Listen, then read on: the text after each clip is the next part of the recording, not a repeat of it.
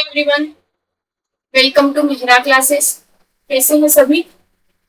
चलिए, तो आज का हम सेशन स्टार्ट करते हैं। उससे पहले थोड़ी मैं आपको इन्फॉर्मेशन दे देती हूँ। मेहरा क्लासेस पर आपको पता है असिस्टेंट प्रोफेसर 2024 26 के लिए हमारा क्या है कोर्स चल रहा है, जिसमें हम theory plus lecture plus test सब कुछ प्रोवाइड कर रहे थे आपको। तो कुछ स्टूडेंट की ऐसी डिमांड थी कि मैम हमारी थ्योरी ऑलरेडी कंप्लीटेड है ना, we have already complete theory, हमें सिर्फ और सिर्फ प्रैक्टिस क्वेश्चन चाहिए। तो उसी के लिए मेहरा क्लासेस ने असिस्टेंट प्रोफेसर 2026 के लिए practice course for the subject of mathematics launch कर दिया है। कोर्स की डिटेल्स क्या है मैं आपको बता देती हूँ। ये हमारे आज के सेशन का टाइटल है, बाकी हमारे कोर्स की डिटेल आप देख लीजिए। कोर्स में हमारी, अगर मैं प्रैक्टिस कोर्स की बात करूँ सिर्फ, है ना, जो हमने स्पेशल लॉन्च किया है ताकि स्टूडेंट सिर्फ प्रैक्टिस कोर्स खरीद सके, क्योंकि थ्योरी आप लोगों की at the time already complete हो चुकी है। आप थ्योरी नहीं पढ़ना चाहते हैं तो इट्स ओके। आपको कोर्स की प्राइस में बता दूं 1999 है इसकी। हमारा जो फुल कोर्स है जिसमें हम थ्योरी प्लस प्रैक्टिस दोनों दे रहे हैं, उसकी प्राइस 3999 है ना। लेकिन यहाँ पर सिर्फ प्रैक्टिस कोर्स की प्राइस जो है आपको 1999 देखने को मिल जाएगी। कोर्स में क्या क्या प्रैक्टिस मिलेंगे आपको, यूनिट वाइज या टॉपिक वाइज आपको प्रैक्टिस सेशन देखने को मिलेंगे ऑल 10 यूनिट्स के। उसके बाद आपको full length test, full FLT यानी कि मल्टीपल मिक्स्ड क्वेश्चन आपको देखने को मिलेंगे। इन मिक्स्ड क्वेश्चन में भी आपको क्या देखने को मिलेगा, देखिए इन मिक्स्ड क्वेश्चन में भी आपको सभी तरह के फुल पीवाईक्यू मिलने वाले हैं, फुल कंप्लीट 10 यूनिट के। इसमें हमारे कौन कौन से पीवाईक्यू है, फर्स्ट ऑफ ऑल एमपीपीएससी के तीनों ही पीवाईक्यू मिलेंगे। Assistant professor 2017, assistant professor 2022, assistant professor 2024।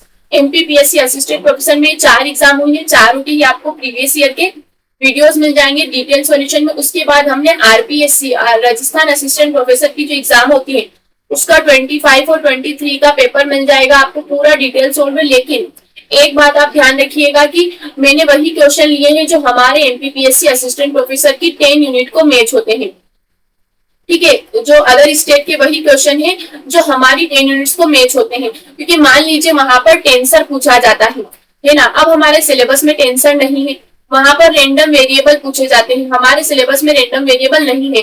तो जो नहीं है वो कराकर आपका टाइम टू वेस्ट करे, इसलिए जो हमारे सिलेबस से रिलेटेड है सारे ही आपको एचपीएससी का पेपर मिल जाएंगे आपको 2000 आई थिंक मुझे ईयर याद नहीं है, बट उसके पेपर है। यूपीपीएससी के आपको पेपर मिल जाएगा उसमें असिस्टेंट प्रोफेसर का। और इन सब के अलावा भी अदर एग्जाम के जो कंप्लीट 10 यूनिट का हमारा सिलेबस है उनके भी आपको पीवाईक्यू मिल जाएंगे। तो ये सभी आपको प्रैक्टिस कोर्स में देखने को मिलेगा। सिर्फ थियोरी लेक्चर के अलावा आपको सारा ही कंटेंट सभी के पीडीएफ मिल जाएंगे, अनसॉल्व्ड और सॉल्व्ड दोनों ही पीडीएफ मिल जाएंगे। अनसॉल्व्ड इसलिए ताकि आप खुद से प्रैक्टिस कर सके कि किस तरीके से आपको सोल्व करना है। उसके बाद आपको सोल्व पीडीएफ लेक्चर सब कुछ मिल जाएंगे। तो इन सब की प्राइस अभी 1999 होने वाली है। अगर आप सिर्फ प्रैक्टिस कोर्स परचेस करना चाहते हैं, आपकी थ्योरी ऑलरेडी कंप्लीटेड है, आपको फुल कॉन्फिडेंट है थ्योरी पर कि अब मुझे थ्योरी नहीं पढ़नी है, लास्ट मंथ बचा है जुलाई का और अगस्त का, और आप सिर्फ भर भर के प्रैक्टिस करना चाहते हैं with correct level of question, तो आप क्या है हमारा ये कोर्स परचेस कर सकते हैं। लेकिन अगर आपको फुल लेंथ फुल कोर्स चाहिए जिसमें आपको थ्योरी भी मिल जाए और साथ ही साथ आपको प्रैक्टिस सेशन भी मिल जाए, तो आप क्या है हमारा फुल कोर्स भी ले सकते हैं। 3999 उसकी प्राइस है। तो प्राइस जैसे भी आपको लगे, जो भी कोर्स आप परचेस करना चाहते हैं, काफी कम टाइम बचा है और इस बार नेगेटिव मार्किंग भी है जैसा कि आप सभी को पता है। तो आप क्या है जल्दी से जल्दी ज्वाइन हो जाइए।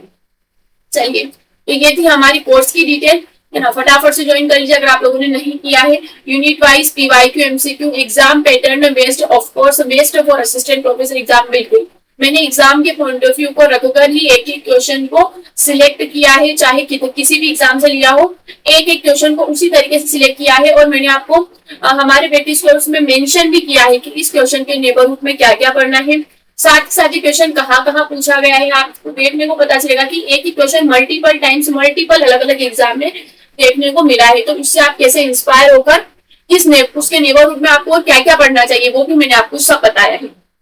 तो आप क्या है कोर्स को बिल्कुल परचेस कर सकते हैं। चलिए, तो आज का सेशन स्टार्ट करते हैं। आपको पता है हम यूट्यूब पर एमपीपीएससी असिस्टेंट प्रोफेसर मैथमेटिक्स 24 का पेपर सोल्व कर रहे थे, तो ये उसका लेक्चर नंबर 3 होने वाला है। 2 लेक्चर ऑलरेडी इसी प्लेलिस्ट में आपको देखने को मिल जाएंगे, आप देख लीजिएगा, है ना। हमने इससे पहले के जो क्वेश्चन है उन 2 लेक्चर्स में कर लिए हैं। चलिए तो आज का लेक्चर स्टार्ट करते हैं। ये है हमारा पहला क्वेश्चन। क्या कहता है question? Let f B a real valued bounded function defined on the interval, then f is Riemann in R integrable. R integrable का मतलब है Riemann integrable. If for each epsilon greater than 0 there exist a partition P of a B such that. देखिए यहाँ पर मैं आपको answer बताती हूँ, है ना। वीडियो पोस्ट करके पहले आप सॉल्व करेंगे। हमारे पास रीमान इंटीग्रेबिलिटी के लिए नेसेसरी एंड सफिशिएंट कंडीशन होती है। Necessary and sufficient condition for Riemann integrability, है ना, फॉर रीमान इंटीग्रेबिलिटी। और इसको इस तरीके से भी लिखा जाता है R belongs to a b. इस क्लोज इंटरवल में sorry f belongs to R a b, इस तरीके से function f belongs to R a b क्या है? फंक्शन रीमान इंटीग्रेबल है। तो ये तरीका भी होता है लिखने का। तो इसका मतलब इसके लिए क्या होती है नेसेसरी एंड सफिशिएंट कंडीशन? वो ये क्राइटेरिया होता है कि एफ क्या होना चाहिए? Real valued, F is a real valued bounded function on a closed interval AB, then f is Riemann integrable, है ना। f belongs to RAB का मतलब है f is Riemann integrable if and only if, दोनों तरफ से true है, necessary and sufficient, if and only if for each epsilon greater than 0 there exists a partition P of a closed interval AB, है ना। मैं थोड़ा short में लिख रही हूँ। There exist partition P of closed interval A B such that क्या होना चाहिए? Upper sum P over the partition P minus lower sum over the partition P, ये क्या होना चाहिए? लेस देन एप्सिलॉन होना चाहिए। ये हमारी नेसेसरी एंड सफिशिएंट कंडीशन होती है फॉर रीमान इंटीग्रेबिलिटी। किसके लिए होती है? For Riemann integrability. तो इसका करेक्ट आंसर क्या हो जाएगा? हमारा ऑप्शन नंबर बी हो जाएगा, है ना। ऑप्शन नंबर क्या हो जाएगा? बी। 4 मार्क्स का क्वेश्चन है, ध्यान रखेंगे। और आपको पेपर में देखने से पता चलेगा कि हर टॉपिक से अगर आपने एक बार 24 और 22 का पेपर एनालाइज कर लिया तो आपको पता चलेगा कि कितने टाइप की क्वेश्चन तो पहली बार रिपीट हुए हैं। मतलब जो कॉन्सेप्ट हमारा 22 में था उसका 75% कॉन्सेप्ट वो का वही आया है ना, वो का वही कॉन्सेप्ट आया है 22 से 24 में। और कुछ क्वेश्चन, एक दो क्वेश्चन में भी रिपीट हुए हैं। और कितना कोर बेसिक पूछा गया है वो भी आपको आइडिया। ऐसा नहीं कि इतनी मल्टीप्लिकेटिव कैलकुलेशन पूछ लिए कि आप कर ही नहीं पा रहे, इतनी कॉम्प्लेक्स कैलकुलेशन, ऐसा बहुत रेयर है। कुछ क्वेश्चन तो ऑब्वियसली बात है हाई लेवल के बनते हैं ताकि पेपर का भी लेवल सेट रहे, बट 80% क्वेश्चन मॉडरेट से इजी के लेवल में ही है। 20 या 50% क्वेश्चन ही को मैं टफ कहूंगी, इतना अच्छा पेपर आएगा। ये है अगला क्वेश्चन, बताइए। इस क्वेश्चन को देखकर भी आप समझ जाएंगे मेरा कहने का मतलब। If F is a bounded real valued function on the bounded interval close AB, then Riemann integrable on this close interval। Function Riemann integrable कब होता है?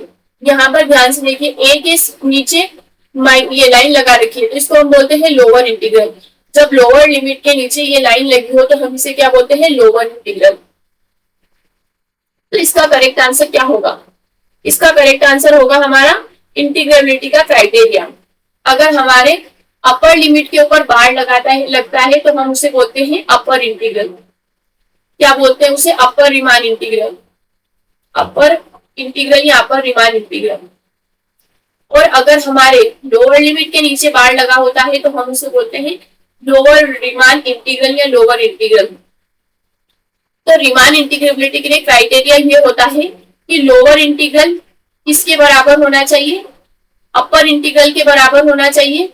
लोअर इंटीग्रल और अपर इंटीग्रल आपस में बराबर होने चाहिए और यही एक्चुअल इंटीग्रल जो होता है फंक्शन का उसके बराबर होंगे तो फंक्शन हमारा रीमान इंटीग्रेबल होता है। हम पहले क्या करते हैं? रीमान इंटीग्रेबिलिटी के लिए पहले शुरू करते हैं पार्टीशन से। पार्टीशन का एक सब इंटरवल लेते हैं, उसमें क्या निकालते हैं हम? लोअर सम, और पहले तो सुप्रीमम इन्फिमम निकालते हैं, फिर उसका लोअर सम अपर सम निकालते हैं, फिर उससे क्या निकालते हैं हम? लोअर इंटीग्रल अपर इंटीग्रल निकालते हैं और फिर उनको क्या हम करते हैं? बराबर करते हैं। ऑप्शन नंबर ए हमारा बिल्कुल सही हो जाएगा। Exact upper integral option number A में बनाकर दिया है, ठीक है। चलिए बढ़ते हैं आगे। ये है अगला क्वेश्चन। क्या है अगला क्वेश्चन?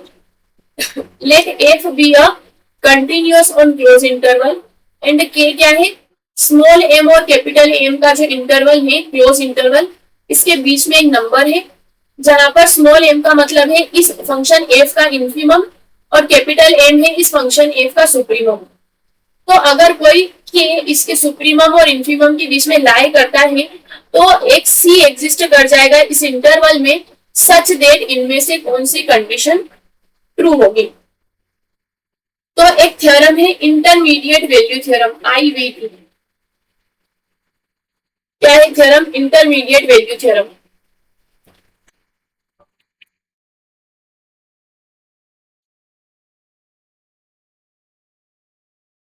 इंटरमीडिएट वैल्यू थ्योरम क्या कहती है? इंटरमीडिएट वैल्यू थ्योरम देखिए, थ्योरम का स्टेटमेंट होता है जो जो गिवन कंडीशन है वही कि एफ कंटिन्यूअस होना चाहिए क्लोज इंटरवल ए बी पर, ठीक है। साथ ही साथ कैपिटल एम क्या होना चाहिए? इसका इन्फिमम या फिर मिनिमम भी कह सकते हैं हम। क्या कह सकते हैं? मिनिमम। कैपिटल एम क्या है? इसका सुप्रीमम या फिर हम क्या कह सकते हैं? मैक्सिमम भी कह सकते हैं। इन्फिमम या फिर सुप्रीमम और मिनिमम या फिर मैक्सिमम भी हम इसको कह सकते हैं। और के जो है हमारा क्या है? इसके मैक्सिमम और मिनिमम के बीच में कोई नंबर लाई करता है। के एक ऐसा नंबर है जो इसके मैक्सिमम और मिनिमम के बीच में क्या है? लाई करता है।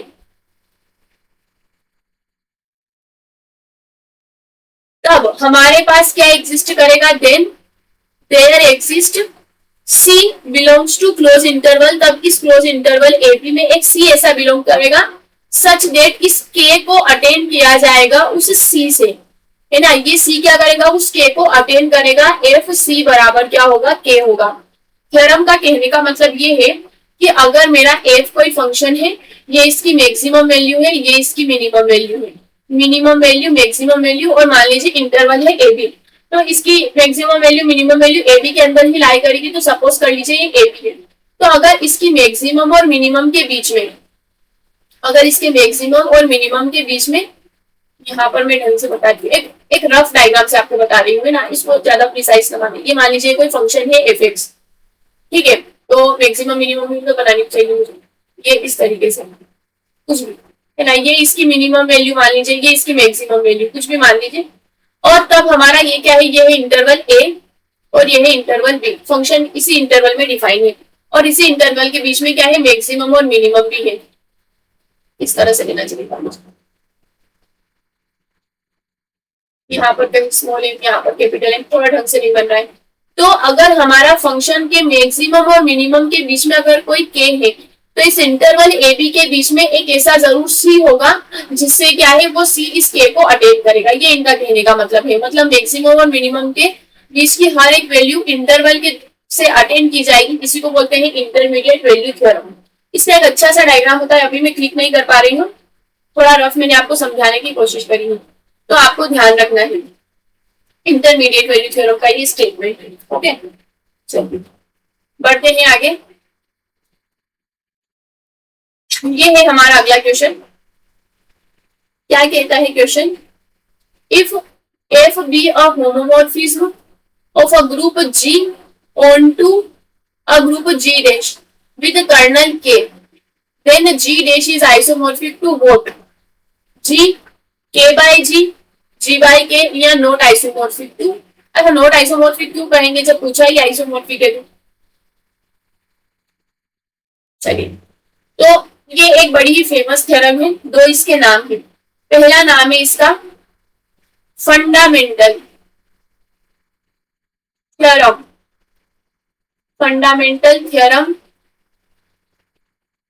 Of group homomorphism, fundamental theorem of group homomorphism इसका नाम है। और एक और इसका नाम है फर्स्ट आइसोमॉर्फिज्म थ्योरम। मतलब उसका एक एप्लीकेशन है, ये मैं ऐसा बोलूंगी। फर्स्ट आइसोमॉर्फिज्म थ्योरम इनका एक एप्लीकेशन है। क्यों है? क्योंकि थ्योरम का स्टेटमेंट क्या होता है, ध्यान से देखिए। थ्योरम का कहना है कि एफ मेरा क्या है? जी से जी डैश पर क्या है, एक ग्रुप होमोमॉर्फिज्म है, सिर्फ और सिर्फ ग्रुप होमोमॉर्फिज्म है।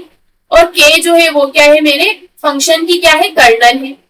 देन और एफ जी क्या है हमारे, एफ जी है हमारे इमेज है, फंक्शन की इमेज है, image of g under f, ऐसा मैं कहूंगी, या फिर इमेज ऑफ एफ, ऐसा लिख देती हूँ मैं। ये क्या है, इसकी इमेज है या रेंज जिसको हम कहते हैं। देन हमारे पास रिजल्ट होता है ये कि जी बाय कर्नल इस आइसोमोर्फिक हमारे होता है इमेज ऑफ एफ के। किसके आइसोमोर्फिक होता है, एफ की इमेज के। ये हमारी फर्स्ट आइसोमोर्फिज्म थ्योरम होती है। लेकिन यहाँ पर हमें कंडीशन दी है, वो है जिस पर मैंने सर्कल बनाया है, ऑन टू नेस। इन्होंने यहाँ पर ऑन टू नेस भी दे दी है। तो ऑन टू होने से क्या हो जाएगा, अगर हमारा फंक्शन एफ क्या हो जाता है, एफ ऑन टू हो जाता है, तो इससे हमें पता चलता है कि जो इमेज है यानी कि जो रेंज है वो पूरे के पूरे कोडोमेन के बराबर हो जाती है। किसके बराबर हो जाती है, कोडोमेन के बराबर हो जाती है। तो जी अपॉन कर्नल जो है हमारा आइसोमोर्फिक हो जाएगा जी डैश के। किसके आइसोमोर्फिक हो जाएगा, जी डैश के, क्योंकि ऑन टू होने से ये इमेज की जगह पूरा का पूरा कोडोमेन वाला ग्रुप ही आ जाएगा हमारा। तो यहाँ से ऑप्शन नंबर सी हमारा सही हुआ। ठीक है, कैसा ऑप्शन सही होगा, सी ऑप्शन सही होगा। अब आपने ये थ्योरम तो पढ़ ली है। अब जब ये थ्योरम पूछी गई है तो इसके आसपास में जो दो थ्योरम होती है, फर्स्ट आइसोमोर्फिज्म के साथ सेकेंड और थर्ड आइसोमोर्फिज्म थ्योरम भी होती है, ग्रुप थ्योरी की और रिंग थ्योरी में भी होती है। तो आपका होमवर्क है कि आपको इसके नेबरहुड में जो आइसोमोर्फिज्म की थ्योरम से फर्स्ट सेकेंड दोनों आइसोमोर्फिज्म की थ्योरम ग्रुप और रिंग दोनों में, ग्रुप होमोमोर्फिज्म में भी और रिंग होमोमोर्फिज्म में भी है, तो वो आपको पढ़नी है। ये आपका होमवर्क है, ताकि अगर इससे इंस्पायर होकर कोई क्वेश्चन बनता है तो आप वो आसानी से कर पाए। मतलब पीवाईक्यू का एनालिसिस करना है तो इसी तरीके से तो हम करेंगे। समझना है कि क्या पैटर्न है ना, क्या पूछना क्या चाह रहे हैं एग्जाम वाले। ये रहा अगला question. If k is an integer, the number of p silo subgroup in a group G for a given prime is of the form। ये क्वेश्चन मैं कहूंगी सबसे इजी क्वेश्चन है। मतलब ये हम इतना इसको यूज करते हैं, इतना यूज करते हैं। हमें बताना है number of P S S G कैसे निकालते हैं हम। तो देखिए, अगर मैंने यहाँ पर क्या दिया है, ग्रुप का ऑर्डर, ऑर्डर ऑफ ग्रुप का यहाँ तो नहीं दिया है। सपोज कर लीजिए हमारे ग्रुप का ऑर्डर क्या है, एन है।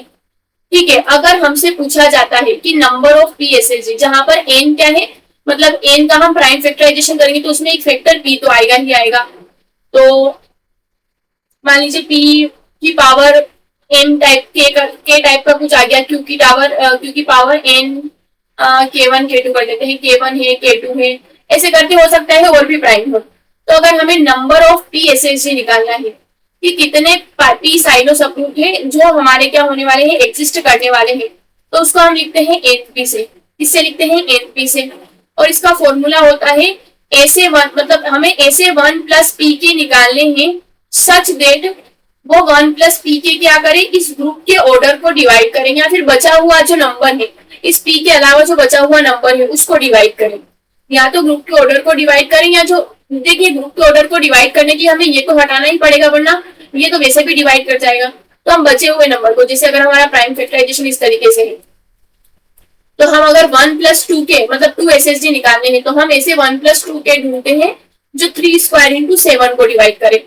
तो हमारा फॉर्मूला क्या होता है, वन प्लस पी के का फॉर्मूला होता है ये रहा, वन प्लस के पी, हम तो वन प्लस पी के ही बोलते हैं। ठीक है, तो ये हमारा इसका करेक्ट आंसर हो जाएगा। आई होप आप समझ गए होंगे कितना अच्छा और कितना इजी क्वेश्चन हमसे पूछा गया था। तो अब यहाँ पर होमवर्क बनता है, और होमवर्क ये है कि ये साइलो थ्योरम का क्वेश्चन है, तो आपको साइलो की जो तीनों थ्योरम है, फर्स्ट सेकेंड थर्ड, वो आपको अच्छे से याद करनी है। अगर आप लेक्चर देख रहे हैं तो अभी रिवाइज करिए, अभी एक बार अपनी नोटबुक में लिखकर देखिए कि क्या आप याद कर पा रहे हैं साइलो की तीनों थ्योरम। ठीक है, नहीं कर पा रहे तो आपको याद करने की बहुत ज्यादा जरूरत है। ठीक है, चलिए ये रहा अगला क्वेश्चन। क्या कहता है question, if N a denote करता है normaliser of N element in the finite group G and the sum run over one element in each conjugate class, the class equation. कुल मिलाकर क्लास इक्वेशन की form पूछिए। तो देखिए class equation में क्या होता है हमारा, क्लास इक्वेशन जो होती है हम इस तरीके से निकालते हैं, सॉरी, क्लास इक्वेशन में हम क्या निकालते हैं, सबसे पहले हम निकालते हैं कि क्लास जो है, मतलब सबसे पहले हम ये निकालते हैं order of centre of group, कि सेंटर में कितने एलिमेंट आ रहे हैं। उसके अलावा जो हमारे सेंटर में एलिमेंट जो आते हैं उनको छोड़कर जो बचे हुए एलिमेंट होते हैं हम उनकी क्लासेस का ऑर्डर निकालते हैं। जैसे मान लीजिए ए की क्लास का ऑर्डर, फिर order of class of b, centre के अलावा जो एलिमेंट है उनकी क्लास का हम ऑर्डर निकालते हैं। तो ऑर्डर ऑफ क्लास का फॉर्मूला होता है ना, order of class of any element, वो क्या होता है, order of group upon order of normalizer of that element, है ना। उस एलिमेंट के नॉर्मलाइजर का जो ऑर्डर है उसको ग्रुप के ऑर्डर से डिवाइड करें तो क्लास का ऑर्डर आ जाता है। तो अगर हम इसी को इस इक्वेशन में पुट कर दे तो ये कैसा हो जाएगा, summation order of group upon order of normalizer of A हो जाएगा। ये हमारा करेक्ट आंसर हो जाएगा, जो कि हम देख पा रहे हैं सिर्फ ऑप्शन 1 में है, बाकी इसमें भी गलत है। इसमें नॉर्मलाइजर तो ग्रुप से छोटा होता है, उसको ऊपर कैसे रख दिया, और ये तो कुछ भी नहीं है ना, ये गलत है। Option A is the final correct answer. चलिए बढ़ते हैं आगे। Here is your next question. If P is a prime number and P is a divisor of order of G. P एक प्राइम नंबर है, P क्या है, एक prime number है, साथ ही साथ P क्या करता है, ग्रुप के ऑर्डर को भी डिवाइड करता है। तो ऑर्डर ऑफ G क्या है, मान लीजिए P तो प्राइम नंबर है। अब प्राइम नंबर ग्रुप के ऑर्डर को डिवाइड करता है, मतलब ग्रुप का ऑर्डर कोई फाइनाइट नंबर ही होगा। तो P डिवाइड करता है M को, देन ग्रुप हमारा एक फाइनाइट ग्रुप में एक प्राइम नंबर है जो ग्रुप के ऑर्डर को डिवाइड करता है। देयर एग्जिस्ट एन एलिमेंट, तो यहाँ पर क्या है, एक एलिमेंट ए बिलोंग करेगा ग्रुप में सच देट उस एलिमेंट का ऑर्डर क्या होगा, पी होगा। और एक इसकी थ्योरम है, इसकी थ्योरम है, ये एक बड़ी ही फेमस थ्योरम है। 2-3 थ्योरम है हमारे ग्रुप थ्योरी में, एक है the one and only Lagrange theorem, है ना, और भी बहुत से साइलो थ्योरम है। ठीक है, तो ये जो थ्योरम है वो आपको होमवर्क है, मैं यहाँ पर थ्योरम का नाम लिखने की जगह छोड़ रही हूँ। आप मुझे कमेंट करेंगे, कमेंट करके बताएंगे, इस लेक्चर के नीचे वीडियो में कमेंट करके बताएंगे कि ये किस थ्योरम का स्टेटमेंट है, क्या ये लैग्रांज थ्योरम है, क्या ये साइलो थ्योरम है, या फिर कैसी थ्योरम है। आपको इस थ्योरम का नाम कमेंट करना है ना, आपको कमेंट करना है इस थ्योरम का नाम, इट्स योर वर्क, बिना देखे, है ना, बिना देखे आपको कमेंट करना है। तो कहा क्या होंगे, G has an element of order P, ये करेक्ट हो जाएगा हमारे पास। अगर फाइनाइट ग्रुप है, मतलब ग्रुप का ऑर्डर फाइनाइट है और कोई प्राइम नंबर उस ग्रुप के ऑर्डर को डिवाइड कर रहा है तो हमारे पास क्या होगा, उस ऑर्डर का एक एलिमेंट जरूर से जरूर एग्जिस्ट करेगा। ये थ्योरम है, थ्योरम का नाम आपको कमेंट करना है। ओके, चलिए। Which of the following statement is correct, इनमें से सही स्टेटमेंट बताना है। तो देखिए, एक चेन है जो हमसे क्या है, एमपीपीएससी में तो बहुत बार पूछी गई है और दूसरी एग्जाम में भी पूछी गई है। आप असिस्टेंट प्रोफेसर 2017 का पेपर करेंगे, उसमें भी आपको देखने के मिलेगी, आपको एमपी सेट का पेपर करेंगे उसमें भी आपको चेन देखने को मिलेगी। और ये चेन हमने भी बहुत याद कर रखी है, field integral domain, sorry Euclidean domain, है ना, प्रिंसिपल आइडियल डोमेन और यूनिक फैक्टराइजेशन डोमेन। इसका मतलब है फील्ड इंप्लाई करता है यूक्लिडियन डोमेन होगा, और वो इंप्लाई करता है कि प्रिंसिपल आइडियल डोमेन होगा, और वो इंप्लाई करता है कि यूनिक फैक्टराइजेशन डोमेन होगा। और इस रिंग की एक अच्छी बात यह है कि किसी का भी कॉन्वर्स ट्रू नहीं है, उल्टी तरफ से कोई भी ट्रू नहीं है, सभी के लिए काउंटर एग्जाम्पल है। ठीक है, अगर आपको याद नहीं भी आते हैं काउंटर एग्जाम्पल तो भी वरी नहीं करें, सभी के आप बस इतना याद रख लीजिए कि ये उल्टी तरफ से ट्रू नहीं है, कॉन्वर्स इसका ट्रू नहीं है। तो इसी से हमारा काम बनने वाला है, हमें सही स्टेटमेंट बताना है। तो पहला है कि unique factorisation domain is Euclidean domain. इनका कहना है कि हर एक unique factorisation domain Euclidean domain होगा, उल्टी तरफ से बात सही नहीं होती है। Unique factorisation domain Euclidean ring होगा, ये भी उल्टी तरफ से बात सही नहीं होती है। बात सिर्फ ऑप्शन नंबर सी सही है, सीधी तरफ से एक ही बात सही है कि यूक्लिडियन डोमेन या यूक्लिडियन रिंग की बात करें, वो यूनिक फैक्टराइजेशन डोमेन हमारा हो जाता है। बाकी उल्टी तरफ से ये सही नहीं है। काउंटर एग्जाम्पल आपको याद रखने हैं, नहीं भी रहते हैं तो आपको बस ये हायरार्की याद रख लेनी है। इस हायरार्की से आपको पता चल जाएगा कि उल्टी तरफ से कोई भी ट्रू नहीं होता है, एक काउंटर एग्जाम्पल सभी के एग्जिस्ट करते हैं। ओके, चलिए move to the next question. Here is the next question, the vector space Vxy, Vxy का मतलब होता है space of all bounded linear operator from normed space X into normed space Y। ये दो नॉर्म्ड space है, तो x से y पर जाने वाला क्या है हमारा, जितने भी बाउंडेड लीनियर ऑपरेटर है सबको इकट्ठा कर लिया तो उसको एक वेक्टर स्पेस बन जाता है। और जिसकी ये नॉर्म हमने डिफाइन कर रखी है, हमें सही स्टेटमेंट बताना है।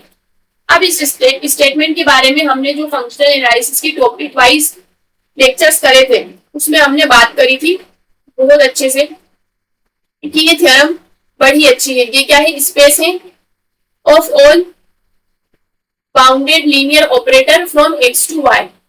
तो ये जो बी एक्स वाई है बाउंडेड लीनियर स्पेस, ये हमारा बानाक बनता है, कोई प्रॉब्लम नहीं इसके बानाक बनने में। इफ एंड ओनली इफ ये रिजल्ट है कि जो हमारा को डोमेन वाला स्पेस है ना y, वो बानाक स्पेस होना चाहिए। डोमेन वाले से कोई फर्क नहीं पड़ रहा है क्योंकि इसके आउटपुट तो सभी उसी में जा रहे हैं ना y में, तो ये क्या है बानाक स्पेस होना चाहिए को डोमेन, यानी कि ऑप्शन नंबर सी हमारा सही होगा। और ये बहुत ही इंटरेस्टिंग थ्योरम है, इसके बारे में मैंने आपको एक बात भी बताई थी। ठीक है, चलिए बढ़ते हैं आगे अगले क्वेश्चन की तरफ। ये है हमारा अगला question, if x and y are any two vector space in a Hilbert space, तो इनमें से कौन सा कंडीशन ट्रू है। चलिए बताइए, वीडियो पोस्ट करके पहले आप लोग ट्राई कर लीजिए। ठीक है, अब इसमें से कौन सा क्वेश्चन सही है, तो इसमें हमारी पूछी गई है पैरेललोग्राम आइडेंटिटी। पैरेललोग्राम लो या फिर आइडेंटिटी जो भी हम कहना चाहें, देखिए मैं बनाने की कोशिश करती हूँ। पैरेललोग्राम यहाँ तो क्या ही बनेगा, बना तो मैं थोड़ा ज्यादा सो गया है मेरा पैरेललोग्राम, चलिए कोई बात नहीं। ये है, ये हमारी है पहली side norm of x opposite side are equal. ठीक है, हालांकि बना नहीं है इक्वल पर ठीक है, अपोजिट साइड आर इक्वल।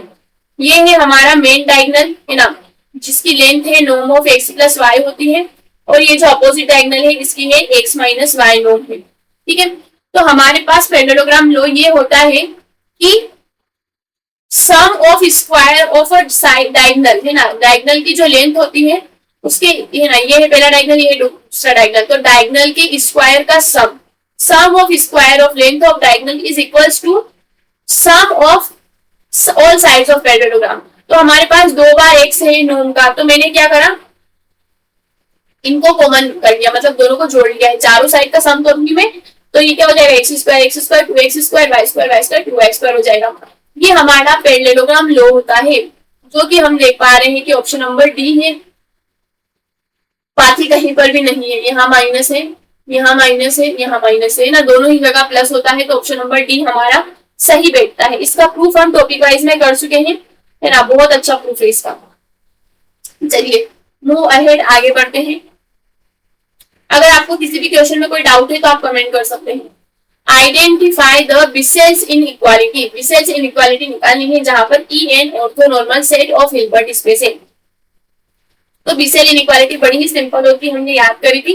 अगर हमारा ई आई या ई के क्या है, हमारा ऑर्थोनॉर्मल सीक्वेंस या ऑर्थोनॉर्मल सेट होता है in a Hilbert space H, तब हमारी बिसेल्स इनइक्वालिटी होती है summation modulus of inner product of X comma E I का स्क्वायर लेस देन और इक्वल होता है norm of X square for all X belongs to H Hilbert space.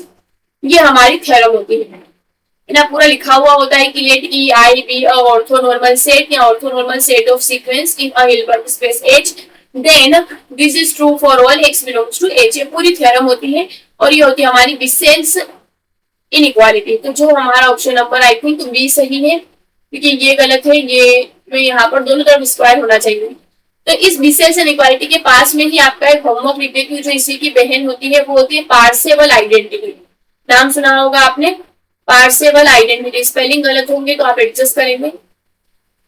ये आपका होमवर्क है कि आपको पार्सेवल आइडेंटिटी निकालनी है, लगभग इसी के जैसी है ना। और इसी बिसेल इनइक्वालिटी का एक और फॉर्म होता है L2 स्पेस में, इसका फॉर्म पूरा बदल जाता है थोड़ा, मतलब तो आपको वो भी वहां पर ये भी लर्न करना है, ये आपका होमवर्क है ना। नेबरहुड की सारी चीजें आपको पढ़नी पड़ेगी, तभी आप अच्छा स्कोर कर पाएंगे।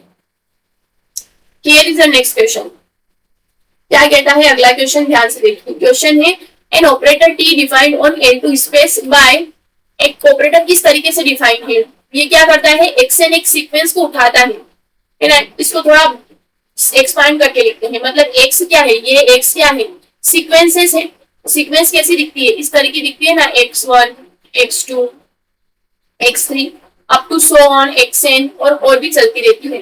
तो ये ऑपरेटर क्या है, पूरी की पूरी सीक्वेंस को उठाता है, लेकिन क्या करता है, आगे से पीछे मतलब पीछे सरका देता है, हर एक एंट्री को एक नंबर बढ़ा देता है और आगे जीरो को सेटल कर देता है, x1 x2 up to so on ये करता है, ये इसका काम है। तो हमें इसका एडजॉइंट निकालना है, हमें क्या निकालना है, टी स्टार एक्स निकालना है, जहां पर एक्स सीक्वेंस है।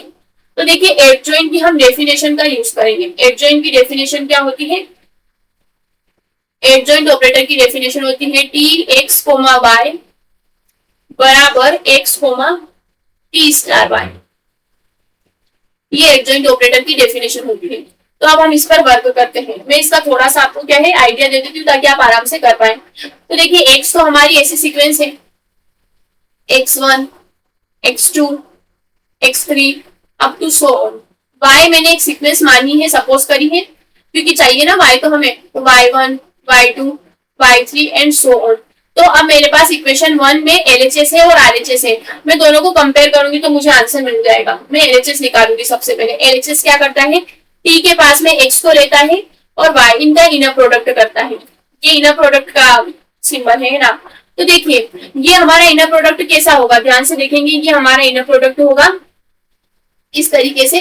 पहले टी एक्स का वैल्यू क्या आएगा हमारे पास, 0 x1 x2 up to so on आएगा, कोमा y की वैल्यू क्या आएगी, y1 y2 up to comma so on आएगा। तो जब दो टपल होते हैं हमारे पास, उनका इनर प्रोडक्ट कैसे करते हैं, पहले वाले का मल्टीप्लाई पहले वाले के साथ, दूसरे वाले का मल्टीप्लाई दूसरे वाले के साथ, ऐसे ही करते हैं। तो ध्यान से देखिए हमारे पास क्या आएगा, 0 का मल्टीप्लाई y1 के साथ, और हाँ कॉन्जुगेट भी लगाते हैं हम। फिर x1 का मल्टीप्लाई y2 के साथ और कॉन्जुगेट, x3 का मल्टीप्लाई x2 का मल्टीप्लाई y3 के साथ और पीछे वाले का कॉन्जुगेट। ये स्टैंडर्ड इनर प्रोडक्ट स्पेस होता है हमारा। तो ये हमारा क्या निकल के आया है, पहला तो हमें फिलहाल के लिए यही निकल के आ गया है। क्या निकल के आ गया है, ये जो मैंने लिखा है। तो यहाँ से अगर मैं इसको समेशन फॉर्म में लिखूं तो ये हो जाएगा समेशन एक्स एन है और वाई एन प्लस 1 है, और एन कहाँ से वेरी करेगा, 1 से वेरी करेगा, क्योंकि ये पहली वाली आइडेंटिटी तो हमारी 0 हो गई है। तो ये हमारा LHS निकल के आया है। अब हम RHS निकाल लेते हैं।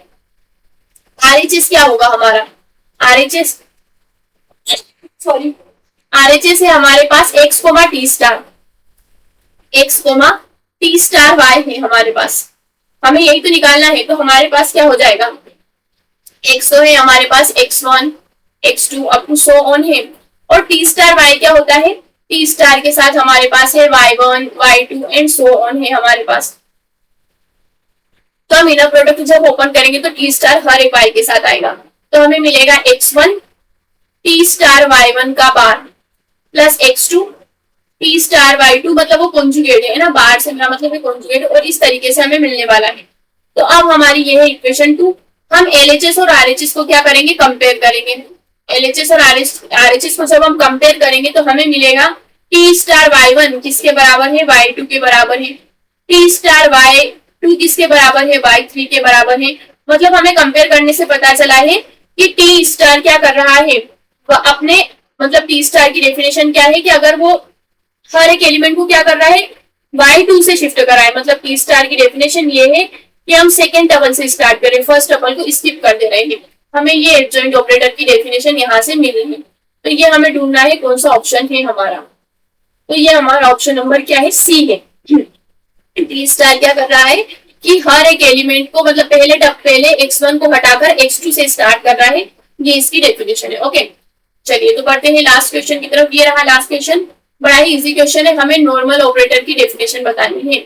तो देखिए एक माइनर सा डिफरेंस होता है यूनिटरी ऑपरेटर में और नॉर्मल ऑपरेटर में, जिसमें आप बहुत कंफ्यूज होते हैं बहुत से स्टूडेंट। यूनिटरी की डेफिनेशन होती है टी एडजॉइंट बराबर टी एडजॉइंट टी बराबर आइडेंटिटी। वहीं पर अगर ये इतना सा लिखते हैं हम तो वो होता है हमारा normal operator. T star T ये होता है नॉर्मल ऑपरेटर। तो हमें यहाँ से ये पता चलता है कि every unitary operator is a normal operator. Unitary operator imply करता है कि वो क्या है, नॉर्मल ऑपरेटर है। तो करेक्ट आंसर हमारा ऑप्शन नंबर सी हो जाएगा। ठीक है, क्या हो जाएगा, ऑप्शन नंबर सी हो जाएगा। तो ये था हमारा आज का सेशन। आई होप आपको अच्छा लगा होगा। कोर्स की डिटेल मैंने आपको दे दी है। आपके पास बहुत ही कम टाइम बचा है, 2 मंथ से भी कम है। 1999 में आपको सिर्फ और सिर्फ प्रैक्टिस कोर्स मिल रहा है। अगर आप सिर्फ प्रैक्टिस कोर्स चाहते हैं, नो थ्योरी, लास्ट टाइम में, तो आप परचेस कर सकते हैं। और अगर आपको थ्योरी के साथ चाहिए कि मैं तो कर लूंगा या कर लूंगी 2 मंथ में, आई वांट थ्योरी, तो आप 3999 में हमारा फुल कोर्स परचेस कर सकते हैं। डिस्क्रिप्शन में आपको लिंक मिल जाएगी, सर के कॉन्टेक्ट नंबर मिल जाएंगे, आप एनी टाइम क्या है उनसे कॉन्टेक्ट कर सकते हैं। So thank you and stay tuned.